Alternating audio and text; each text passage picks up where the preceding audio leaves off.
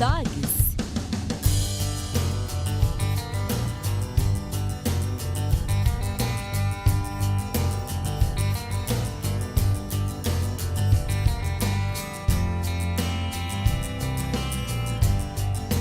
Dogs. Encante o seu pet com o que há de melhor. Dogs Pet Petiscos para cães e gatos. Temos os melhores e mais inovadores produtos do mercado pet. Seguimos um rigoroso processo de produção que nos dá qualidade e credibilidade. Produzimos para todo o Brasil e diversos países. Acesse nosso site www.dogspet.com e conheça nossa linha completa de bifinhos, ossinhos, molhos, snacks e muito mais. Dogs, o seu pet merece o melhor cuidado.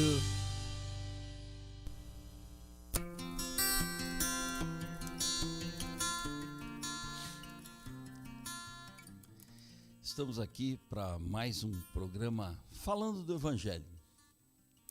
E hoje nós vamos trabalhar um pouco com as Escrituras, obviamente, mas vamos trabalhar um pouco com a ideia da interpretação ou da hermenêutica cristocêntrica das Escrituras. Muita gente ainda tem sérias dificuldades em enxergar o Evangelho no Antigo Testamento. E eu sei que essa é uma dificuldade fruto de um ensino deficiente nessa questão. Muitas vezes a interpretação da Bíblia é tida como um grande embaraço, algo que é um novelo que precisa ser desfeito, né? Um nó górdio, um nó que precisa ser desfeito. Mas a interpretação das Escrituras, sem a orientação do próprio Cristo, que é o assunto das Escrituras, ela sempre vai ficar truncada, ela sempre vai ficar de uma maneira não precisa, imprecisa.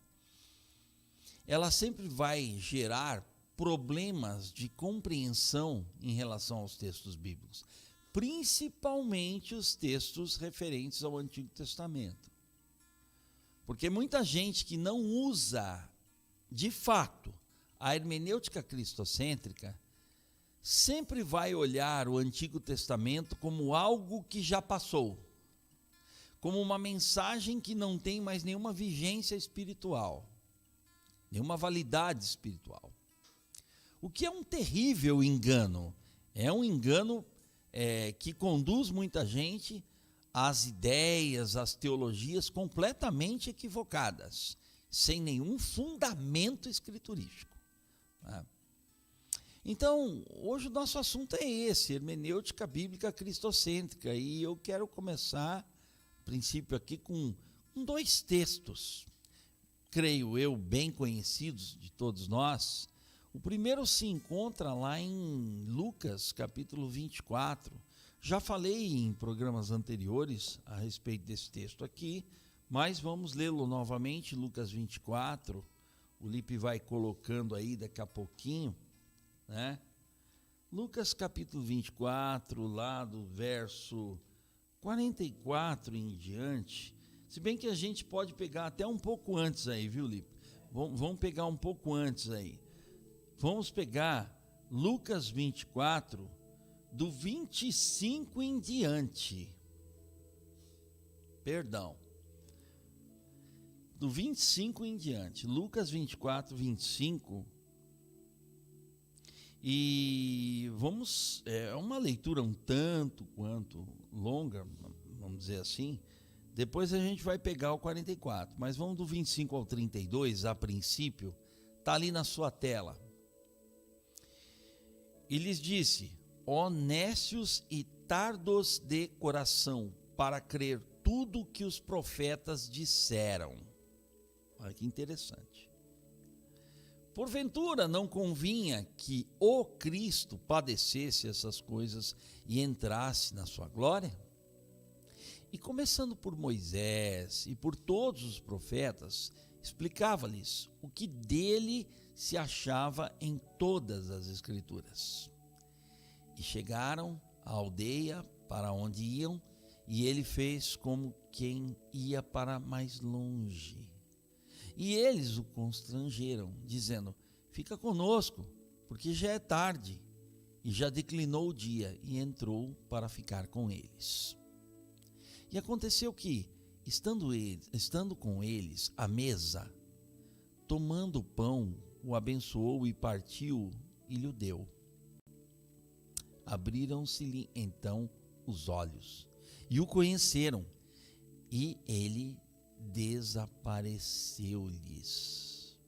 E disseram um para o outro: porventura não ardia em nós o nosso coração quando pelo caminho nos falava e quando nos abria as Escrituras?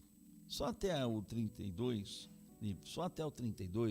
para a gente abordar esse pequeno trecho aqui. Olha que interessante.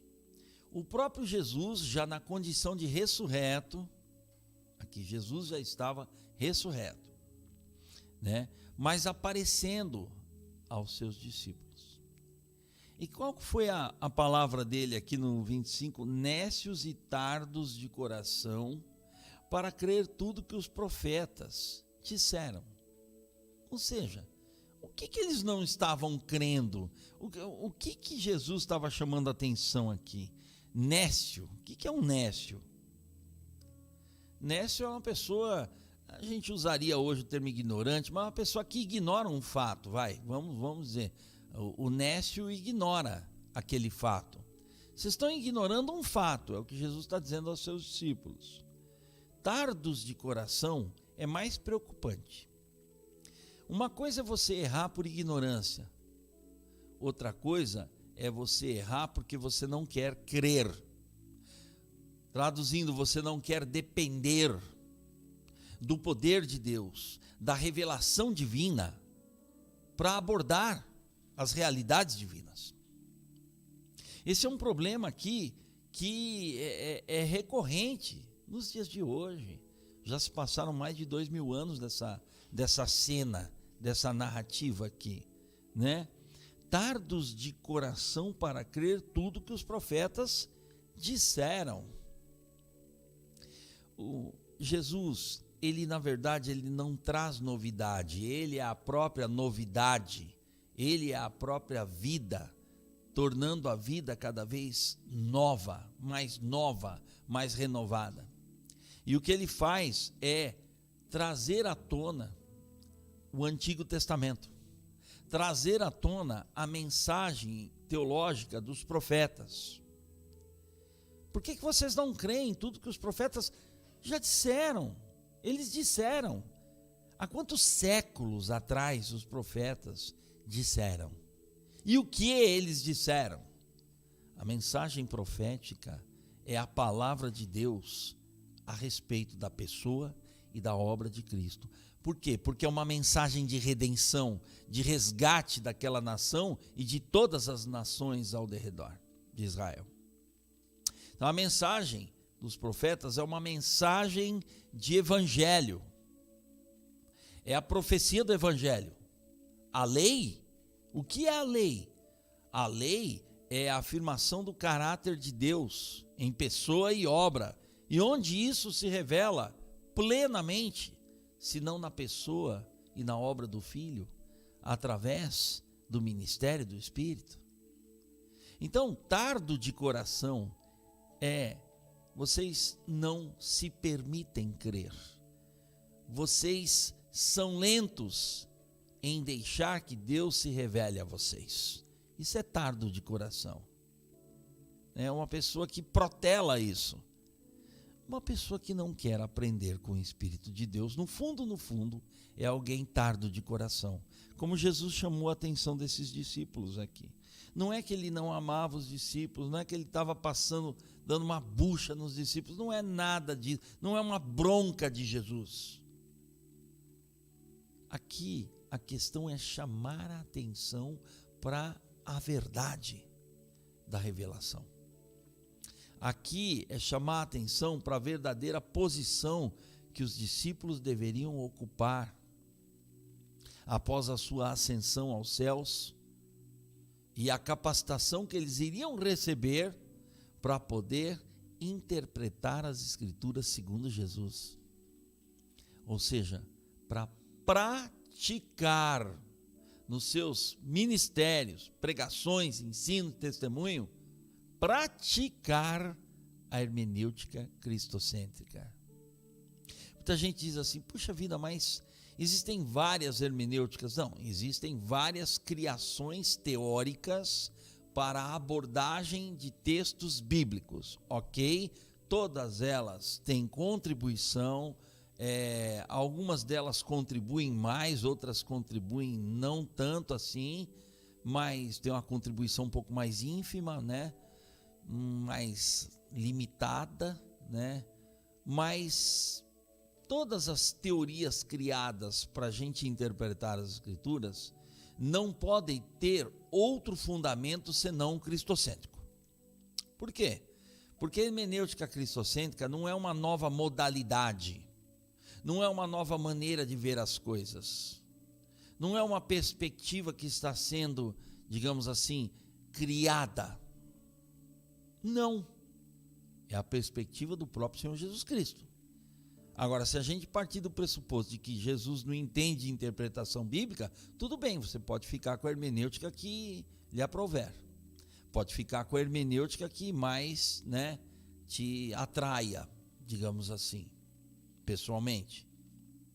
Mas nós estamos falando de Escritura Sagrada, nós estamos falando da Bíblia, nós estamos falando da palavra escrita, registrada, do registro da revelação divina, né? Então, nada mais saudável do que eu me guiar por aquilo que o Senhor Jesus está apontando, pelo caminho que Ele está propondo. Que caminho é esse?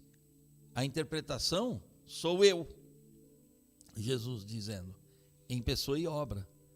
Toda a interpretação bíblica que não convergir na pessoa e obra de Jesus e não partir da própria pessoa e obra de Jesus como um fundamento hermenêutico, ela será falha, ela será trôpega e ela muitas vezes será nociva, porque o ensinamento errado na vida de uma pessoa, às vezes essa pessoa fica martelando isso daí por décadas às vezes, porque aprendeu de forma equivocada a ler as Escrituras. Então o assunto da hermenêutica bíblica, o assunto da hermenêutica cristocêntrica, principalmente a hermenêutica cristocêntrica, é um assunto da máxima importância. É a base para você abrir as Escrituras e não ser tardo de coração. E não ficar na condição de nécio, de pessoa nécia. Ou seja, de ignorar um fato. Nunca me falaram disso. Então alguma coisa está errada com o que eu estou aprendendo. Mas eu sou tardo de coração, quer dizer, a minha predisposição para não receber a revelação divina, isso tudo só causa malefício. Nenhum benefício à igreja de Cristo isso pode causar. Então, é algo assim que a gente já bateu algumas vezes aqui no nosso programa, mas sempre é bom trazer novamente isso à tona aqui, porque é um assunto sempre atual, sempre relevante e extremamente prático. Uma das minhas maiores broncas é achar que pessoa que estuda a Escritura, que ora, que prega, que ensina, não está sendo prático. Tem gente que fala, não, eu gosto de uma coisa mais prática. O que é prático para você? Aí a gente já está falando com o nécio, né? O nécio acha que prática é só fazer. Como que oração não é prática? Como que a adoração não é praticar a devoção? Como que a interpretação, o estudo, não é elaborar no ministério? Quando que a pregação não é uma prática profética? As pessoas acham que prática é só aquilo que pode ser fotografado e visto. E aquilo que é visto por Deus? E aquilo que causa efeito transformador na vida das pessoas? Se isso não for prática, então o Espírito Santo está de férias para quem pensa assim. A questão, o tom que eu estou falando não é uma agressão. É uma coisa para se asseverar. É uma coisa para se prestar atenção. É uma admoestação. Porque nós precisamos sempre, sempre, em todo o tempo, voltar ao prumo da revelação escriturística. E esse prumo é Cristo, é a hermenêutica cristocêntrica. Então esse é um assunto que não cai de moda, não pode sair da nossa pauta diária ministerial, né? Então, crer, você tardo de coração, tardos, né? Ele falou aos discípulos aqui, para crer tudo que os profetas disseram. Quer dizer, vamos abrir o coração para receber a revelação? Porque o que os profetas disseram? Disseram a respeito dele, né? Olha aqui, verso 26, Lipe, olha lá, 26. Porventura, né? Tá vendo a ligação das coisas? Não convinha, a pergunta é retórica, lógico que a resposta é sim. Não convinha que o Cristo, e esse artigo aqui ele é muito interessante, padecesse essas coisas e entrasse na sua glória? Não convinha que o Cristo, o Filho de Deus, o Deus humanado, encarnado, morto e ressurreto e ascendido aos céus para a sua glória, não padecesse essas coisas? Quer dizer, Jesus estava dando uma aula de teologia bíblica a partir de ele mesmo, a partir dele mesmo.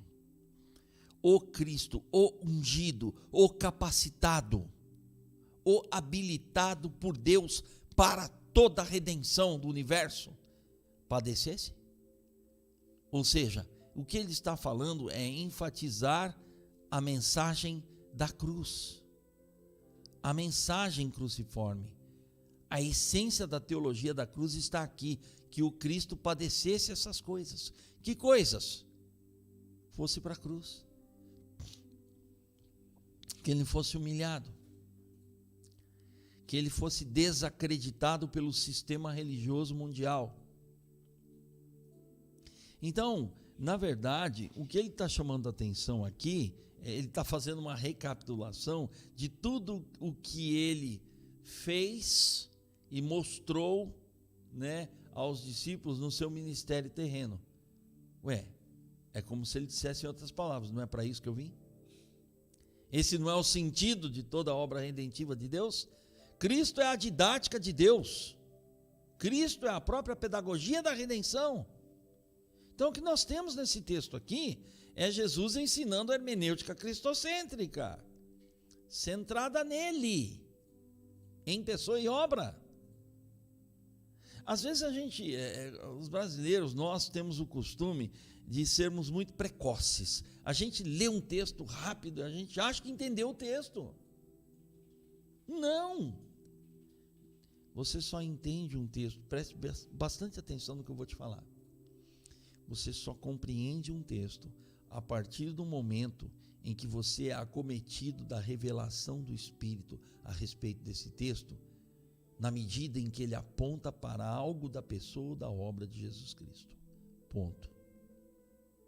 Essa é a verdadeira aula de hermenêutica, quando você aprende com o Espírito de Cristo que toda a Escritura só tem sentido em Cristo. Mas vive falando da pessoa e obra de Cristo, sim, porque esse é o coração da hermenêutica cristocêntrica. Esse é o prumo de Deus para entendermos qualquer narrativa, qualquer profecia, qualquer relato, qualquer registro textual das Escrituras. Eu não posso tratar a Bíblia meramente como um texto, porque texto é registro histórico e tem a sua grandíssima importância. Mas antes de ser texto, o texto foi contexto. E esse contexto eu não vi acontecer. Como é que eu posso crer nisso? Através do ensino e da pedagogia divina, que é o Espírito revelando Cristo, mostrando quem é o Pai, quem é o Criador. Então aqui nesse texto nós temos um esclarecimento maravilhoso. Padecesse essas coisas e entrasse na sua glória, ele estava prestes a fazer isso, a cumprir isso, porque entrar na glória só com a assunção de Cristo e a descida do Espírito. Né? O Espírito é o outro eu de Cristo, ou seja, é a pessoa do Espírito Santo revelando a pessoa do Filho que conduz a pessoa do Pai. E começando, aí ele discorre, ele faz digamos assim, uma aula de fixação, né, no verso 27, uma hermenêutica, um curso de hermenêutica com Jesus. Olha o que os discípulos fizeram, gente, né, na condição de ressurreto. Meu Deus, que aula foi essa? E começando por Moisés e por todos os profetas. É interessante que é dito no texto aqui, leia comigo, ó. E começando por Moisés e por todos os profetas, explicava-lhes o que dele se achava em todas as Escrituras. Meu Deus. Prestou atenção nas palavras deste texto? Por que começando por Moisés? Mas ele não falou da criação, mas espera aí, começando por Moisés, começando por aquilo que os judeus chamavam de lei, e o corpo literário da lei é o Pentateuco, que se estende de Gênesis a Deuteronômio. São 5 primeiros livros das Escrituras, registrados por Moisés. Por isso, começando por Moisés, por aquele que era o redator de Deus ali, que redigiu esses textos, porque Moisés não viveu na época de Abraão, muito menos na época da criação, mas ele relatou pela capacitação do Espírito, inspiração sobrenatural do Espírito de Deus. Ele transferiu toda essa oralidade que já existia historicamente para um texto chamado Escritura ou Lei, como os judeus chamam, ou Torá, ou como a gente chama aqui no Brasil, Pentateuco, os 5 primeiros livros. Agora, você imaginou que aula foi essa sobre o Pentateuco que Jesus deu? Começando por Moisés, está lá o termo explicava-lhes, era uma exposição das Escrituras, gente. Não era só uma leitura, uma mera leitura, é uma aula expositiva das Escrituras. Será que a gente valoriza esse texto como ele deveria ser valorizado? Porque aqui está o registro de que Jesus deu uma baita aula de hermenêutica cristocêntrica, começando por Moisés e por todos os profetas. Está vendo ali? Todos os profetas. Por que todos os profetas? Porque os judeus, canonicamente falando, eles tratam os profetas como primeiros profetas e os últimos profetas, né? Que tem os profetas que eles consideram os livros que a gente chama de históricos, meio equivocadamente, de proféticos, ou a profecia a partir de Josué, de Juízes, e vai todos esses livros, né? Samuel, Reis, são livros proféticos, tem uma ótica profética. Crônicas tem uma ótica sacerdotal, tem uma natureza histórica embutida ali, mas ele é principalmente, né, originalmente, um livro profético, no caso dos primeiros livros ali, que a gente chama de históricos. Josué é uma profecia que conta a história. Juízes, a mesma coisa. Então, começando por ali, ou seja, Jesus partiu de Gênesis até o último livro profético. É essa aula que ele está dando aqui, explicava-lhes. Você se imagina ali, sentado, ouvindo essa explicação? Olha, isso aqui é o que Josué quis dizer. Olha, esse ato aqui de Deus, na época de Josué, explicava isso da minha pessoa e da minha obra, apontava para isso da minha pessoa e da minha obra. Você percebe a importância da gente ter o nosso ministério balizado, fundamentado na hermenêutica cristocêntrica? É o que eu sempre digo em sala de aula: você nunca vai acertar tudo na interpretação, mas você pode errar cada vez menos. E isso é fundamental. Então, quando você vai na vibe da hermenêutica cristocêntrica, na vibe de Jesus, você vai no trilho traçado aqui, colocado por Jesus, posto por Jesus, você vai se enganar muito poucas vezes. Você vai tergiversar, claudicar muito poucas vezes. Você vai oscilar muito poucas vezes. Entendeu? Você vai cometer bem menos devaneios teológicos, porque você vai ser uma pessoa alicerçada nas Escrituras e através da metodologia cristocêntrica, da hermenêutica cristocêntrica. Então, olha que interessante aqui. Começando por Moisés e por todos os profetas, explicava-lhes o que ele explicava no verso 27? O que dele se achava em todas as Escrituras. Que Escrituras os discípulos tinham naquele momento? O Antigo Testamento, o Antigo Pacto, o que muita gente chama de Velho Testamento, que eu acho uma palavra horrível essa, não é cabível, mas o Antigo Testamento estava ali. Todas as Escrituras que eles tinham em mãos eram essas, não eram outras. Eles não tinham outros manuscritos. Então, o Novo Testamento estava para ser editado, escrito, editado, preservado, canonizado. Não havia Lucas 24, não havia o Evangelho de Lucas, ele estava sendo escrito posteriormente.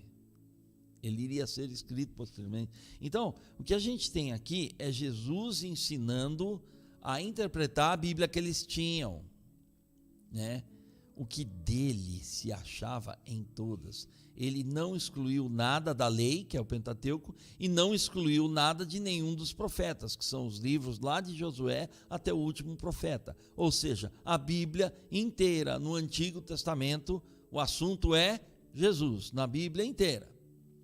Então, moral da história, Jesus está simplificando aquilo que os judeus haviam complexizado, através das suas maneiras de interpretar, através das suas ciências ocultas e não ocultas, em termos interpretativos, as academias, as bênçãos, os judeus tinham uma vida acadêmica muito intensa, então eles criavam muitos incrementos interpretativos, que eram as literaturas auxiliares, entre aspas, para compreenderem o núcleo da Escritura. Infelizmente, o que mais atrapalhou do que ajudou, porque quando Jesus abria algo da Escritura, ele remetia a ele, não a outra realidade. Então, a hermenêutica cristocêntrica, enfim, ela sempre foi contestada pelos sistemas interpretativos que já existiam, até muito antes. Mas a hermenêutica de Deus é Jesus, é Cristo, é o Cristo que veio para padecer e retornar à sua glória eterna. Isso é hermenêutica cristocêntrica. A gente passeia pelo Antigo Testamento, passeia pelas Escrituras de uma forma liberta de ideias que não sejam a de Deus. Esse é um ponto que eu quero chamar a atenção aqui. Volto a dizer, não significa que outras modalidades hermenêuticas criadas depois, ou outras chaves hermenêuticas não possam nos auxiliar, mas sempre no prumo, sempre no trilho da hermenêutica cristocêntrica. Isso aqui vai me ajudar, esse elemento teórico, metodológico vai me ajudar a perceber algo do próprio texto, mas nunca se esqueça que aquilo não é a hermenêutica de Jesus. A hermenêutica de Jesus é uma só, é Ele próprio, né? Em pessoa e obra. Então é isso. E chegaram à aldeia para onde iam, e eles estavam aparecendo ali, todos juntos ali, e ele tomou o pão, aqui no 30, né? Já vou para lá. E aconteceu que, estando com eles à mesa, tomando o pão, o abençoou e partiu-o e lhe deu. Mas como assim? Quem tinha essa autoridade para celebrar essa ceia? Quem tinha autoridade para celebrar essa mesa da comunhão, essa mesa de redenção? Abençoou. Quem abençoou o que ou quem aqui? E partiu e lhe deu. É como Jesus celebrou também a sua última ceia. Esse pão aqui sou eu que desci do céu, esse sangue é o meu que foi vertido na cruz pela redenção da humanidade. Olha que interessante. E aí o verso 31, Lipe. Abriram-se-lhes então os olhos e o conheceram. Não vou nem entrar em tempos, modos e vozes verbais aqui. E o conheceram, e ele desapareceu-lhes. Desapareceu para eles. Muito bem. Olha o 32. Eles conheceram que era Jesus. Eles identificaram Jesus. E aí a reação foi, e disseram um para o outro: porventura, quer dizer, isso é algo, né, de continuidade, de confirmação da realidade anterior. Não ardia em nós o nosso coração quando pelo caminho nos falava e quando nos abria as Escrituras, ou seja, quando Jesus dava aula para a gente sobre Ele mesmo, quando Jesus era a hermenêutica ambulante entre nós, a hermenêutica viva e presente entre nós, a hermenêutica de Deus, a interpretação teocêntrica, que é cristocêntrica, e pneumatocêntrica, porque se refere à revelação feita pelo próprio Espírito de Deus. Olha que interessante, mas me chama a atenção, não ardia em nós o nosso coração? É uma pergunta, né? Está ali a interrogação no final. O que é arder em nós o nosso coração? É que a gente sempre fala em sala de aula, o meu mestre, Dr. Silas, sempre fala, fazer teologia sem a ardência do coração não é fazer teologia. Não é fazer teologia. É perscrutar teologicamente, mas não é fazer teologia. Não há uma construção teológica quando o coração não arde, quando o espírito não aquece e aquiesce o coração, não dá aquiescência da revelação no coração. Quando isso não acontece, não é a teologia que está sendo formada, é alguma coisa, logia sobre Deus aí, mas não teologia. Não a logia a partir do theos. Não a palavra a partir do seu Criador e Redentor. Arder o coração é uma ação do Espírito de Deus. É enxergar as Escrituras como registro daquilo que Deus já fez, daquilo que Deus pode fazer, de quem Deus é. Arder o coração é a teologia que queima a partir do coração. Palavra coração, já dissemos aqui no cardia, mas cardia não é só bomba que bombeia sangue.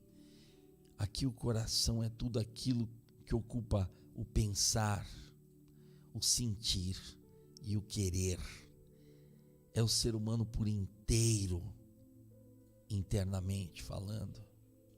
E isso é a ardência provocada pelo Espírito, é o aquecimento do Espírito, é a chama do Espírito ardendo no interior da pessoa, recebendo a revelação de Jesus sobre as Escrituras. Quando falava, pelo caminho, quer dizer, o discipulado, ele andava com aquelas pessoas. Discipulado é andar com. Nos falava, é o ensinamento de Jesus, falava e nos abria as Escrituras, é a didática jesuana, é a didática do Cristo encarnado, é Ele explicando a respeito da Escritura, é a revelação sendo compreendida. Por isso que Ele chamou os discípulos de tardos de coração, nécios e tardos de coração. É como Jesus estava dizendo para os discípulos: gente, acorda, sou eu, e olha o que eu ensinei, por que vocês estão desanimados? Mas a animação de Deus vai chegar no Pentecostes, quando o Espírito descer, ele vai arder novamente o coração dos discípulos.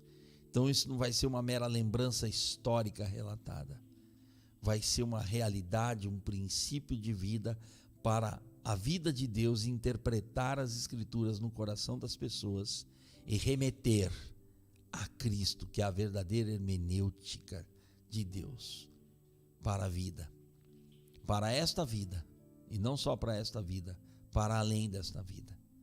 Então, essa é a aula de hermenêutica cristocêntrica dada por Jesus. Lipe, eu não consegui chegar nem no 44 aqui, porque tinha um 44, eu vou ter que fazer uma outra gravação. Vou ter que dar uma continuidade, porque isso aqui está muito denso, o 44. Tem muita coisa densa aqui, mas eu só quero adiantar que quem interpreta as Escrituras e faz arder o coração não somos nós, pela nossa metodologia.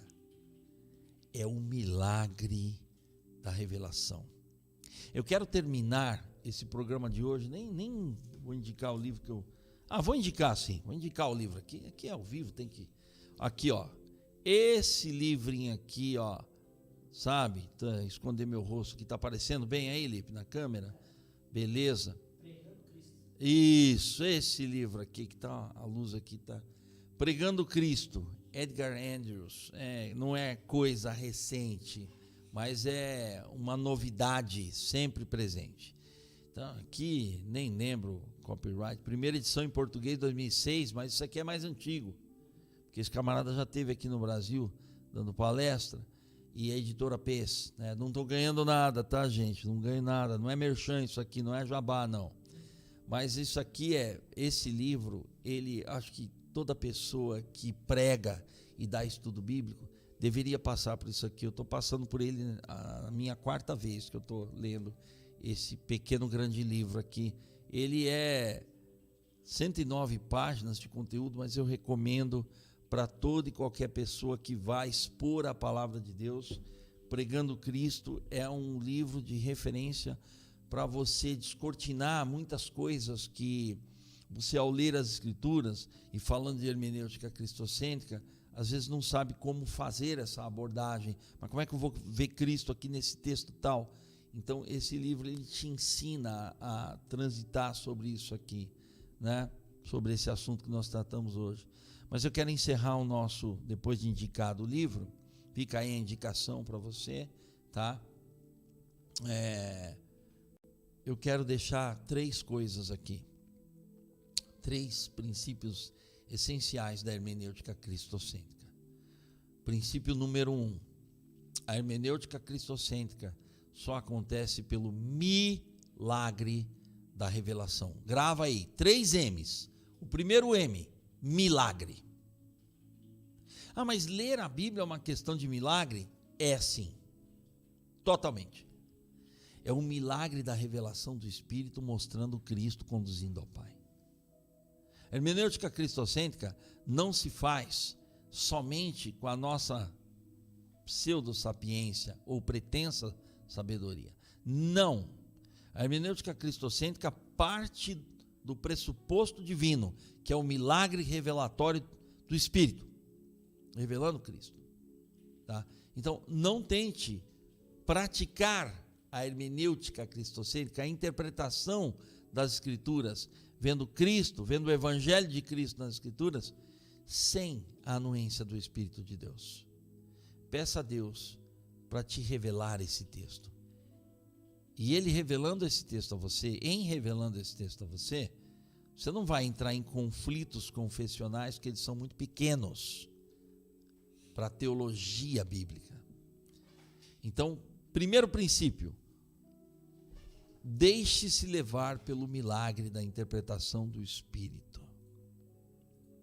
Deixe-se levar pela anuência e o ensino e a didática do Espírito Santo. É o milagre da revelação, onde Deus diz quem Ele é em Cristo, para você e para mim. Primeiro princípio, primeiro M, milagre. Segundo, método, vai estudar. Vai estudar o contexto das Escrituras, vai estudar onde a passagem está inserida. Busque saber o mundo da revelação, sobre o mundo da revelação. Busque conhecer as culturas presentes naquela narrativa. Busque saber como as pessoas pensavam naquela época, através de registros, através da contribuição arqueológica, em textos, em coisas que são pesquisadas, na cosmovisão daquele povo, ou daqueles povos, melhor dizendo, né? Então, muito da mentalidade daqueles povos, já estou no método, tá? Muito da mentalidade daqueles povos é uma coisa que está presente até hoje, né? No mundo odierno. Então, o segundo princípio é esse, é o método. Vai estudar, vai ver o mundo da Bíblia, vai ver o texto da Bíblia. Procure o sentido das palavras, mas não procura num dicionário. Você está lendo a Bíblia, não vai adiantar você procurar no dicionário. Procura no dicionário bíblico, porque aí ele vai te dar uma exatidão semântica, uma precisão semântica daquele termo. Se eu for procurar a palavra, vou dar um exemplo, coração, que foi citada nos textos aqui, no dicionário, ele vai dizer um monte de coisa, menos aquilo que a Bíblia está dizendo que é. Então, um dicionário bíblico vai te esclarecer, vai ampliar o seu campo semântico, vai ampliar o seu entendimento, sua compreensão da palavra coração, vai ver as diversas aplicações que o termo tem nos textos bíblicos, né? Você vai perscrutar o texto, ver as formas literárias, as estruturas literárias, os gêneros, as figuras de linguagem. Gente, tudo isso é método, tudo isso é estudo. Deus não estuda, quem estuda é a gente. Não preciso estudar, a revelação de Deus é suficiente. Sabe que mentira que é essa? É mentir para si mesmo. Por quê? Porque o milagre é o impossível, é Deus quem faz. Vem até nós, a gente recebe. Eu quero revelação. Então aí Deus fala para mim, agora vai estudar, filho. Eu não preciso ler, você que precisa ler. Eu não preciso pesquisar, você tem que pesquisar. Os cristãos deveriam ser os maiores leitores de qualquer país. Gente que não lê, não sabe conversar direito, muito menos escrever, não sabe se expressar. Não é uma questão de academia, gente. É uma questão de pesquisa, de sede de aprender, de compreender, para poder melhor explicar, expor. Então, o cristão deveria ser um leitor assíduo. Ler literatura, ler coisas atuais, ler poesias, ler coisas atinentes aos textos bíblicos, principalmente, né? Então, os cristãos deveriam ser os cidadãos mais esclarecidos de um país. Entende? Então é isso. Isso é método. Eu quero entender então a mensagem. Eu fui no mundo do texto, eu vou no próprio texto e agora eu quero saber a essência da mensagem, a verdadeira teologia bíblica, partida da Bíblia em relação ao texto. Eu não vou para o texto com os meus incrementos confessionais. Esqueça a confessionalidade. Confessionalidade são coisas históricas, mas não são coisas transcendentais.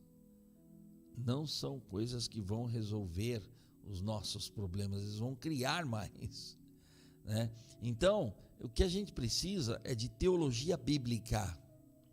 para poder navegar bem pela teologia sistemática, pela teologia dogmática, teologia histórica, as confessionalidades, para poder fazer análise dessas coisas, dessas produções humanas todas. Mas é a teologia bíblica, que é a essência do próprio texto, que vai me dar todo esse aparato, essa condição. Bom, eu falei de 3 M's. O primeiro é milagre, o segundo é método, tudo isso que eu estou falando aqui.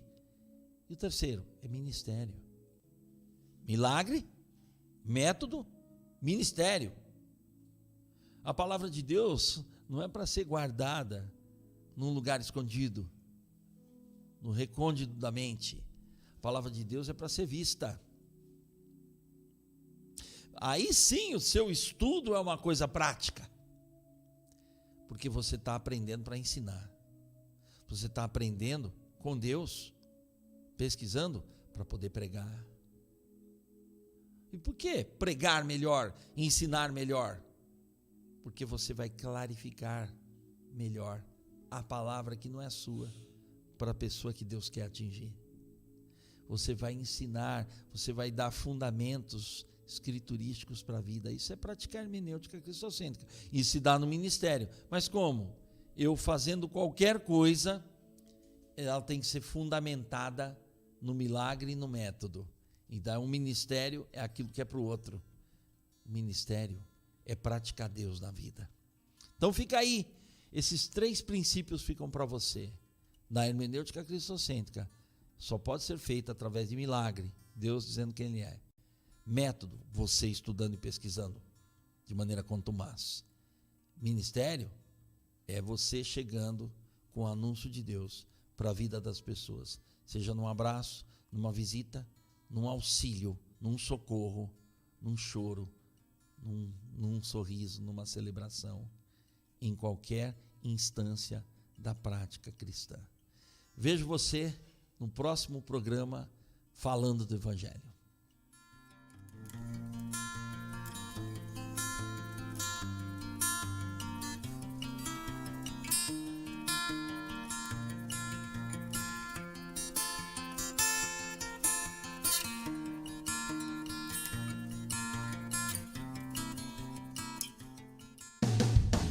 Dogs.